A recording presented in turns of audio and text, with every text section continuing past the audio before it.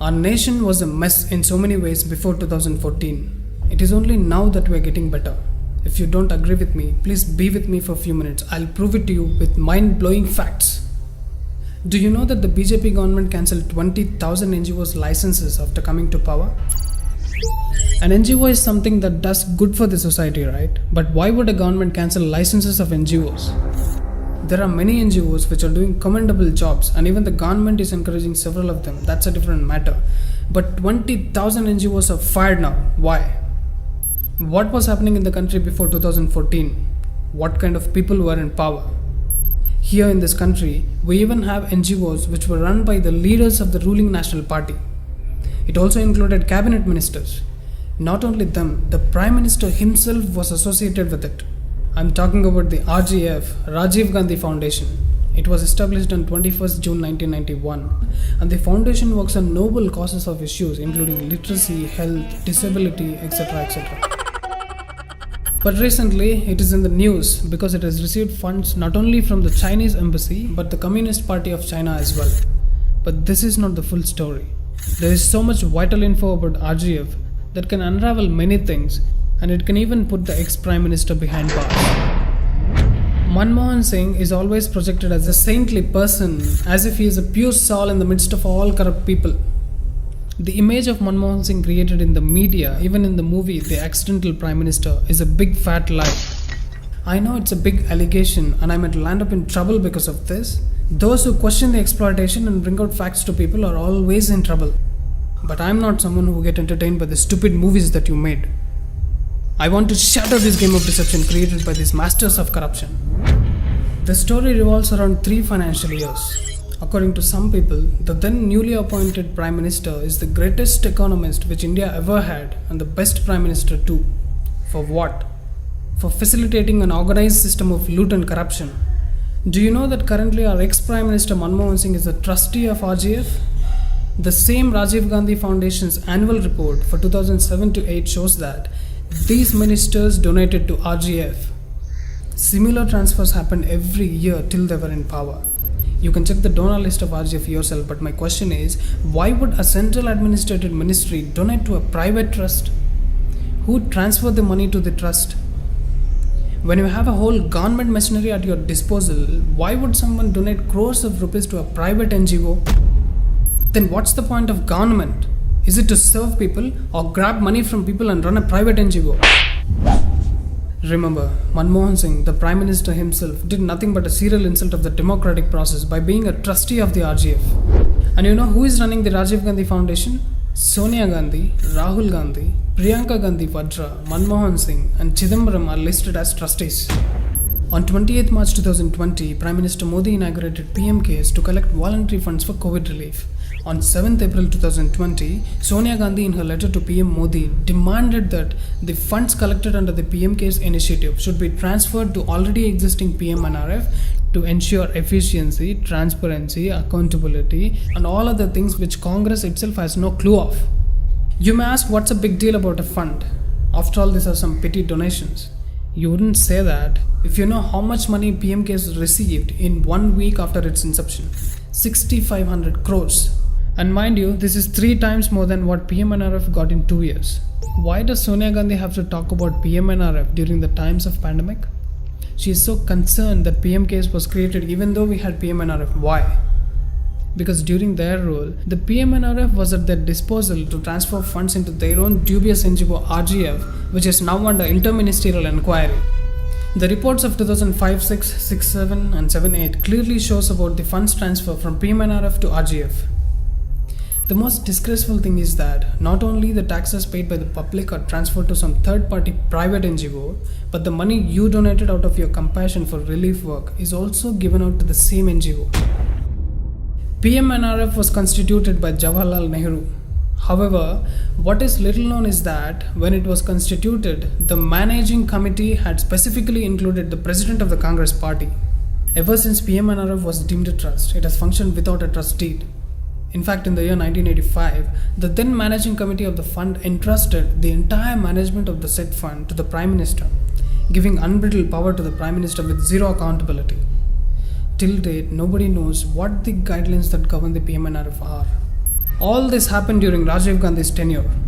PM Cares, on the other hand, is far more democratic, as the committee consists of 3 cabinet ministers: the Home Minister, the Defence Minister and the Finance Minister, while the Prime Minister chairs the trust.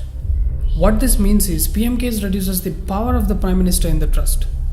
Why would the Prime Minister himself reduce his own powers? Because of the same transparency. Some witless people made fatuous claims and troll this initiative by Indian government in defense of the PMNRF without fact-checking. Now let me make it very clear, no Prime Minister can transfer funds to any NGO on his will. The PM Cares is far more transparent than the PMNRF. On the other hand, Manmohan Singh allowed the transfer of funds being the Prime Minister. Of course, there appears to be no restrictions put under the law on a trust for receiving donations. Therefore, even RGF could receive donations from anyone, including the government or various departments, ministers, or for that matter the PMNRF. It is this loophole in the system that they have used to transfer funds from the government or its various ministries to RGF. PM Manmohan Singh, the greatest economist, seems to have done a commendable job in looting the money and hiding the fact that it's a clear case of conflict of interest. Namaste, Madam Ji. As per your request, I found a new loophole in the system through which we can safely transfer all the funds to our RGF. We not only escape the taxes, but we can also do some Samaj Seva.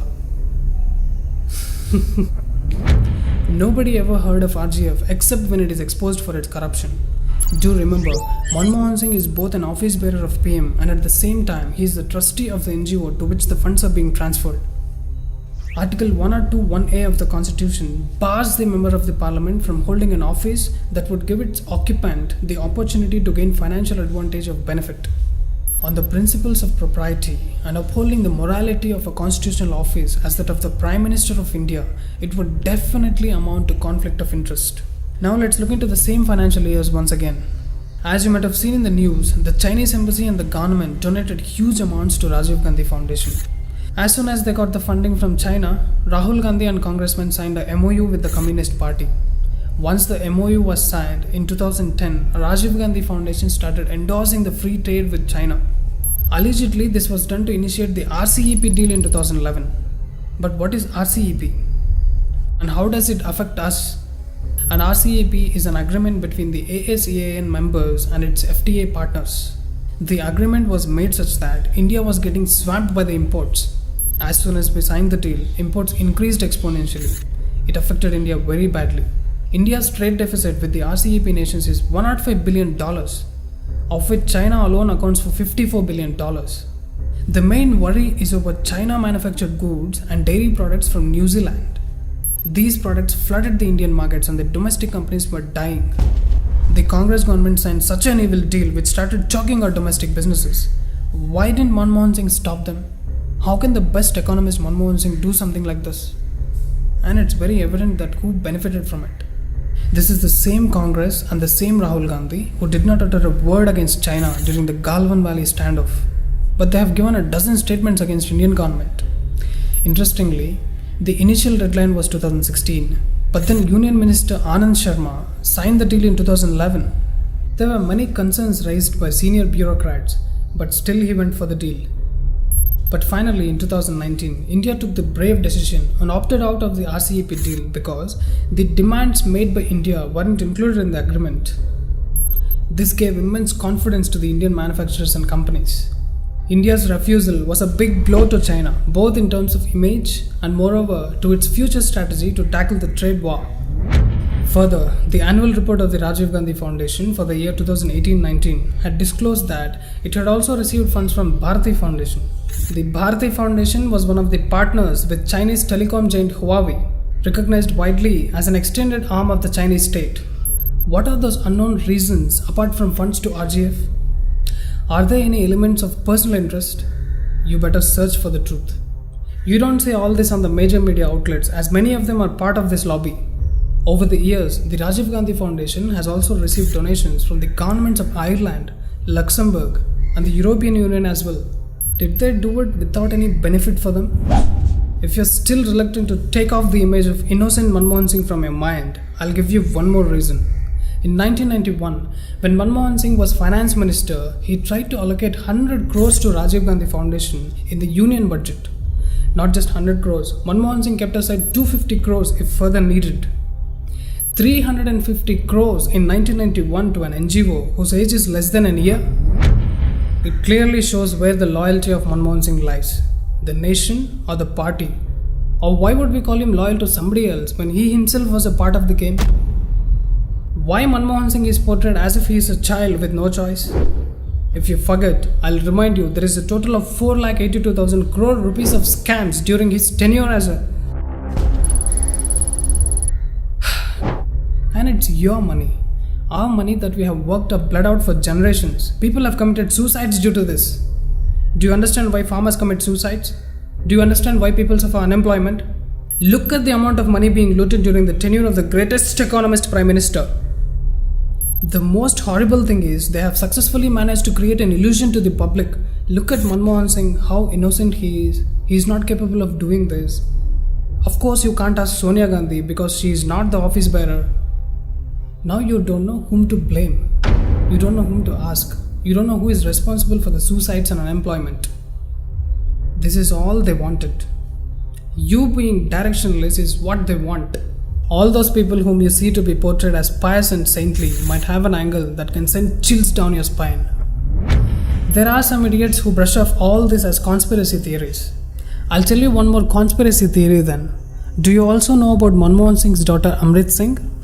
Do you know that she works for George Soros? Are there any links between RGF and George Soros? Are there more links involved in this? String reveals all this in the coming episode.